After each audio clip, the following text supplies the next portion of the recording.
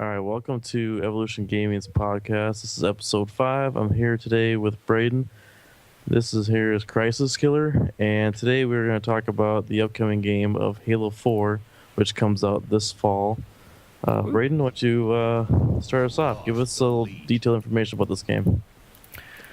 For all the die-hard Halo fans out here, we've been waiting for this one for eons. Back when Bungie was responsible for the game, it was every year or two they'd do a game release, which is much different from Call of Duty, where it's every 11 months. They do a new and complete version of the game. Halo 4 picks up right after the ending of Halo 3. It actually takes place 4 years after the ending. For anyone who completed Halo 3 on Legendary and watched all the credits, and you saw that special ending at the very end, it picks up following that. 343 Industries, who are now responsible for Halo, they are doing some new things to Halo. Definitely, it'll feel, I would say, more Call of Duty-like in how they organize their specializations and weapon customizations than before, but it definitely looks like a pretty good game. Have you seen much of Halo 4 Crisis? Well, I've looked at a few of some of the trailers that with the upcoming game of some of the special things like multiplayer and campaign. Looking at what you see in some of the previews, those of you that watched Legendary, obviously, I'm going to give a little spoiler alert here. As the end of Halo 3, you saw like a planet or some sort of spherical shape in the background. Depending on your probably resolution, how good your gamma was set on your Xbox, you probably just thought it was a gigantic circle, but most people say it's a planet. As you pick up into Halo 4, as you see in the trailer, you'll see the shield as Cortana wakes up Master Chief, and he comes outside of the ship that he's been sleeping in for 4 years. You'll see the shield. I'm not exactly sure what they call these shields. I'd have to look up in more detail.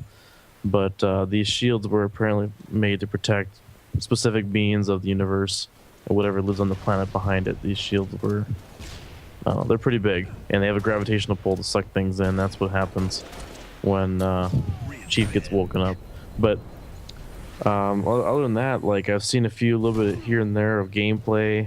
There's some there's a new race of, I don't know, I guess you could say aliens that are not the Covenant. Obviously, the humans have made peace with the Covenant, supposedly. And then you get this new race that when they land on the planet, that's when, I don't know, Cortana works with Master Chief and goes through that. So as the campaign goes, other than that, I don't really know anything else much about what's upcoming. Obviously, you could see pictures of at the game release earlier this year. You could see pictures and a little bit of gameplay here and there. But those of you that obviously like this game, you can definitely search it up on the internet, look for yourself. You might find a lot more than I can be able to tell you. Yeah, But I've been following a lot more of the multiplayer aspect and the campaign. Don't get me wrong, I like the Halo campaigns, I always play them, but nowadays it's all about the multiplayer. The only games that I can really think of that really focus on the campaigns are like Assassin's Creed, the Medal of Honor series. They're still mainly a campaign franchise. When Halo, Call of Duty, Black Ops, they're all about the multiplayer. and so I'm totally the opposite. When it comes to Halo, I'd rather play the campaign. I'll play it hundreds of times just because it's fun. I'll change the way I do things for each round. Like when it came to Halo 1, Halo 2, I played a lot of multiplayer as well, especially on PC. And then Halo 3 kind of came along, and everything to me kind of became a flop. There was too much extras that they added in, all the extra features, like, they started doing the jetpacks and special weapons, and things got a little out of hand, a little far-fetched from the first two games. Especially then into Reach and ODST, things were a little, I don't know, to me, felt kind of stupid. ODST wasn't very good. No, it was a very fun game. The campaign was kind of fun because it played a little different view, but in the long run, it just wasn't right. they could have totally skipped that game. Kind of like how they could have skipped Halo Wars. That Well, was a Halo Wars was waste. done by a different studio entirely. Yes. I liked Yeah. it though. I really did. It was different.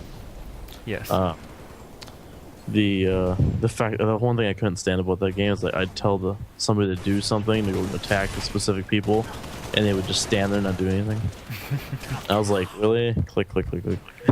But with Halo 4, I've been paying more attention to the matchmaking, just so everyone kind of gives an idea of my history in the matchmaking. For Halo 3, I logged a total of 11,608 games in matchmaking, which it's spread out to be a little over 5,000 for social, 2,000 for ranked, almost 4,000 for custom, and then a few campaign.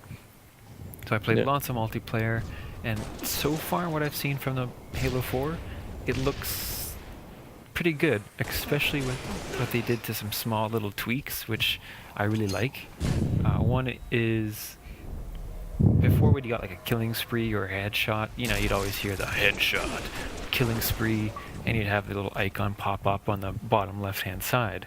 Mhm. What they're doing is now there's going to be a small little white text that comes up underneath the reticle of your gun, where it'll say killing spree or headshot. Kind of like And Call of Duty.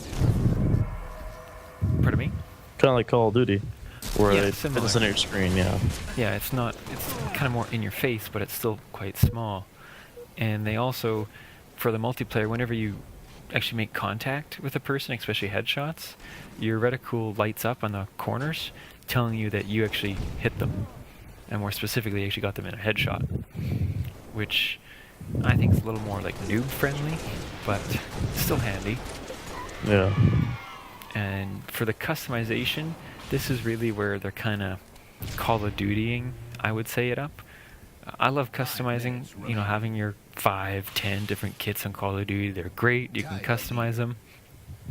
For Halo, you can have 5 custom loadouts, so kind of much like the default on Call of Duty. You can customize your primary weapon, your secondary, your grenade, and then 3 new things. One's called your armor ability, similar to Reach, tactical package, and support upgrade.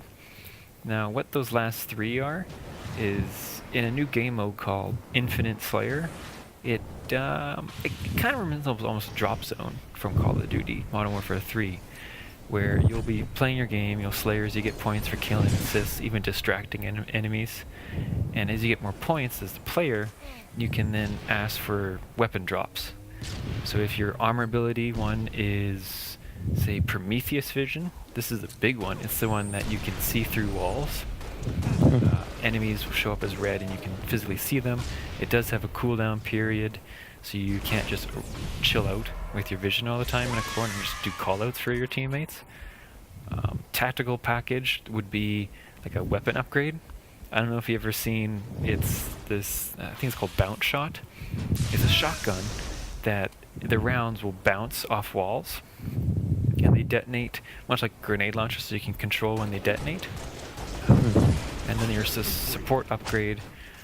That would be small little things of radar, ammo, weapon boosts, shield boosts, those sort of things. So you can customize 5 loadouts, all about those, which is pretty cool. Yeah. Well, it sounds like compared to some of the other Halo games, like okay, let's go maybe to Reach. Like how about the customization for like your actual player's armor? Is that also taken in there, or is it going back to the more standard one type of armor only? Lots of armor customization. They did it a little bit different than Halo Reach, because Halo Reach, it was, as you ranked up, you unlocked these different tiers and you could just buy the armor.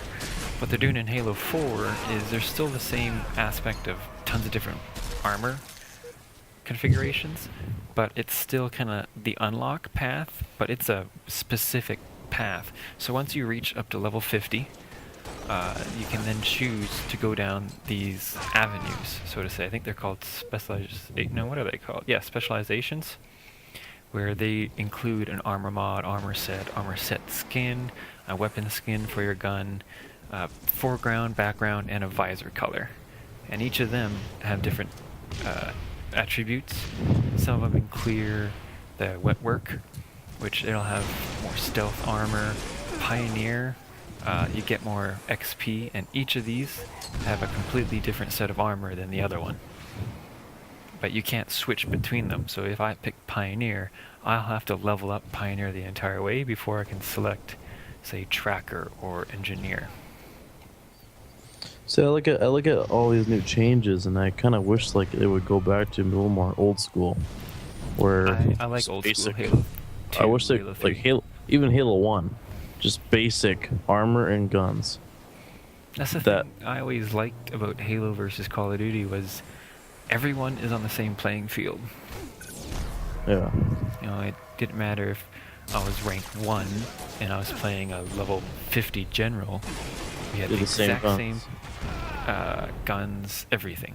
same armor. So it was kind of a 50-50 chance when it came out. Obviously people were good at what you call Halo jumping and avoiding attacks. Like I was a pretty good person at doing that. I would run up and swat them and jump and then shoot a rock at their feet or something. But things like that where, you know, I wish that they would get rid of this far-fetched stuff. Like you look at all the armor, all these different. It makes the guy look so bulky and totally Giant. far-fetched. Yeah, you can look at Master Chief just in general. He's the standard armor, obviously, a little better graphics, but I wish they would keep just a standard armor and maybe just upgrade the weapons, obviously, because they're going more in the future. Obviously, new things are made, but if they're all the same Spartan whatever versions, they shouldn't have any sort of changes. I don't know. It just seems to me a little far-fetched sometimes compared to the original Halo, because this stuff seems to be, you know, like look at Reach. It was pre-Halo 1. Well, Master Chief didn't have any of that stuff, but everybody else in the game had like rocket launchers or not rocket, but like rocket boosters and invisible camo and stuff like that. So I could see stuff like that coming back, but at the same time, I find it kind of annoying. Yeah, well, no, we'll see. I'm just curious to see if it still feels like Halo Online, or if it feels like they kind of just put all these different aspects of different games and threw them in a blender and turned it on blend, and out comes this Halo smoothie of mixed gameplay feelings. Well, the best thing of all is headshots only with sniper rifles. I mean, No battle shotguns, rifle. no I don't like battle rifles. I find that gun kind of annoying. Oh, I love the BR. DMR, not so much, but the BR. Ooh, Yeah. Oh yeah. Well, especially when somebody like shoots you from like a mile away. It feels good when you shoot someone from a mile away, though. Yes, true. I guess the other three things I just want to touch on are this new mode called Spartan Ops. Now, when I first heard of this, I thought, wow, this sounds like Spec Ops. And they got the idea from Spec Ops from Call of Duty. What it is they're going to be continuations, like episodic co-op missions, much like Spec Ops. And they'll just keep releasing more and more.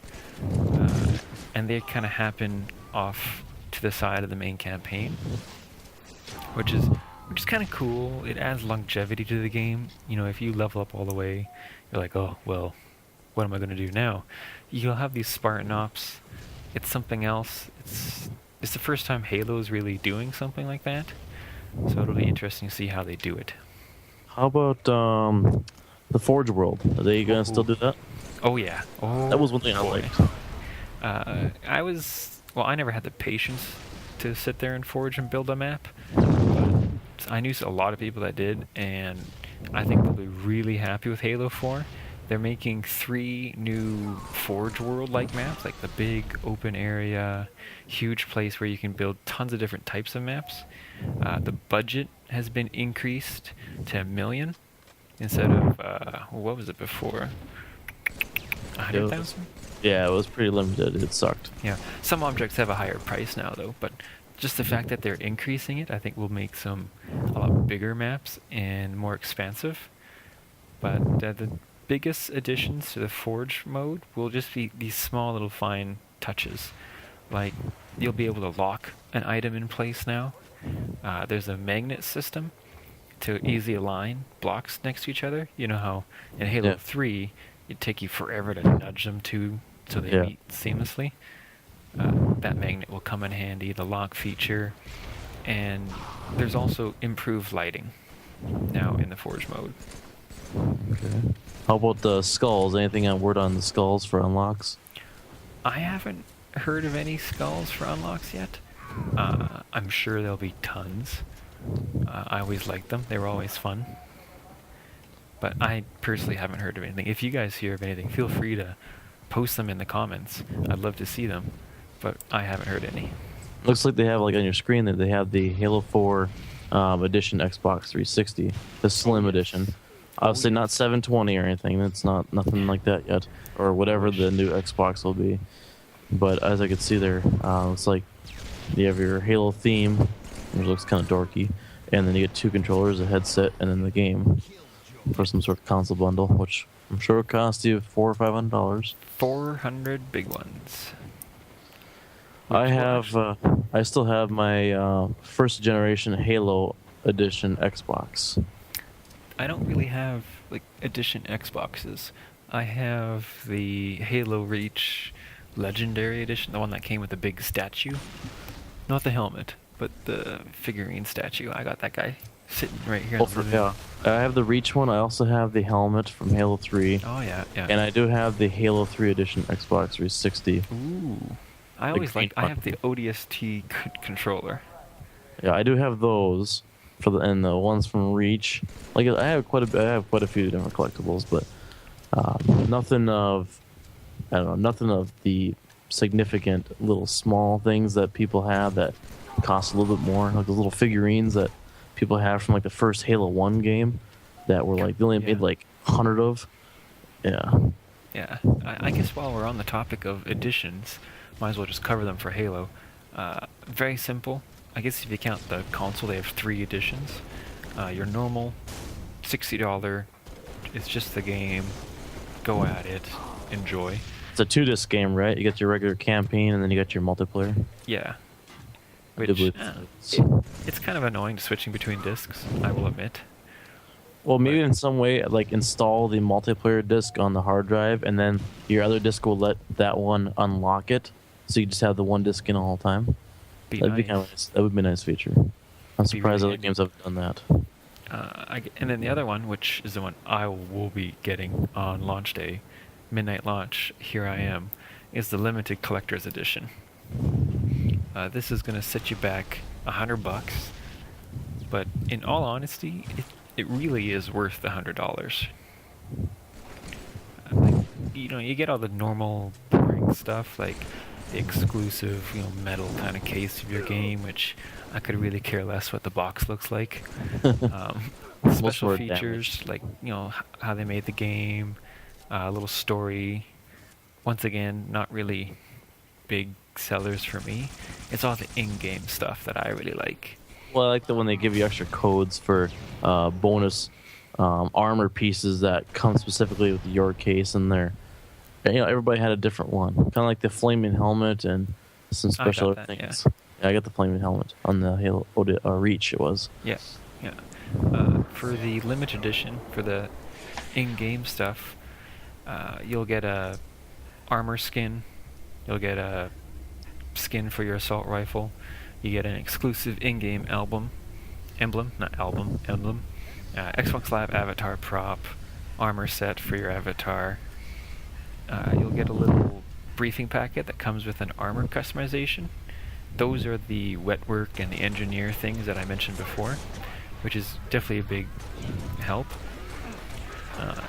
The big seller is the War Games map pack at Pass. So it has access to 9 maps, 3 future competitive multiplayer map packs, not maps, but 3 map packs, each including 3 locations available to download post-launch, and it comes with 2 helmets and a Falcon in-game emblem. How about is there any sort of like Call of Duty Elite sort of feature for Halo? Some sort of to unlock all the maps over time? I hope they don't do that. They ruined Battlefield 3 with that because they brought it out at 2 different stages, but for Halo, I hope they don't. But I could see them doing that. Well, I don't. Instead of me paying, total of $80 over time for all these DLCs, when I can spend $60 for a one-time fee, I'd rather do that if I'm going to download every single map pack. But if you're just gonna like want one map pack and then not like it and hate the rest, well, and it's probably not gonna be worth it. But we'll see. Not everyone likes all of the map packs. Like for Call of Duty, some people only download the zombie maps, or some people only download the multiplayer maps. They don't really care for spec op missions. So that's kind of the advantage of just doing them one by one. But if you're going to get them all, if you're a big fan, those big passes, premium for Battlefield or Call of Duty Elite, the Forza map pack as well, you can license there. They really do save your money. You'll probably save a good $20, $40 over time. And just less hassle as well. Yeah. But other than that, for Halo 4, I'm trying to think of anything else that I'm aware of. Well, apparently, a little rumor I've heard is that Halo 4 starts a new trilogy. So it's not going to just be one more game and that's the end. That's the talk, that it's the start of a new trilogy for a new series. And then they'll probably put Master Chief back to sleep and then start another pre-game again. You never know. I think, just like Call of Duty, I think Halo's just too profitable to let it die. Well, everybody likes the character Master Chief. The fact that they took so long, I think, is actually kind of a good thing to make the next game. They took their time, which I'm glad, because of the graphics they had years ago, it'd been a waste to jump into Halo 4 right after Halo 3. I'm glad that they waited and they got the engine like they have now, and that's really nice. I'm surprised that they're doing Halo 4 on the 360 though. I would have thought a Halo launch would be a great game to go alongside a new Xbox. Because for some reason people only bought a 360 was to play Halo 3. Yeah. Well, the one thing, the new Xbox came out at the time, the 360, the green one. Just like when people bought the first Halo game, they had the Xbox edition, Halo edition one, which I got at the time. So I don't know. I don't think they're ready for a new console, anyways. And I'm ready. There's nothing wrong with the current console, so I don't know. Oh, I'm ready. This 2-disc stuff. You can go throw it on $700. That's okay. One day, next summer, next fall. Fingers crossed. Yeah, they are talking about it sometime 2013. Yeah, I don't know. Maybe they'll have Halo. Maybe they'll have Halo 5 by then. Maybe.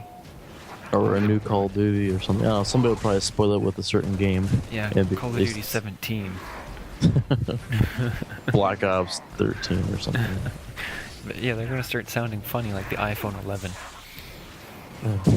Let's not go into that. We can go that at a different time. But okay, that will probably just wrap it up this week. So hopefully, definitely next week. I think we're going to talk about Black Ops 2. Yeah, definitely tune into that. And thank you for watching and listening. Those of you on iTunes listening to the podcast. I'll say whatever you probably see in the background here is just either me or Braden probably playing a lame Halo game and probably sucking a lot. So enjoy it. Yeah, we'll definitely try to get something somewhat cool.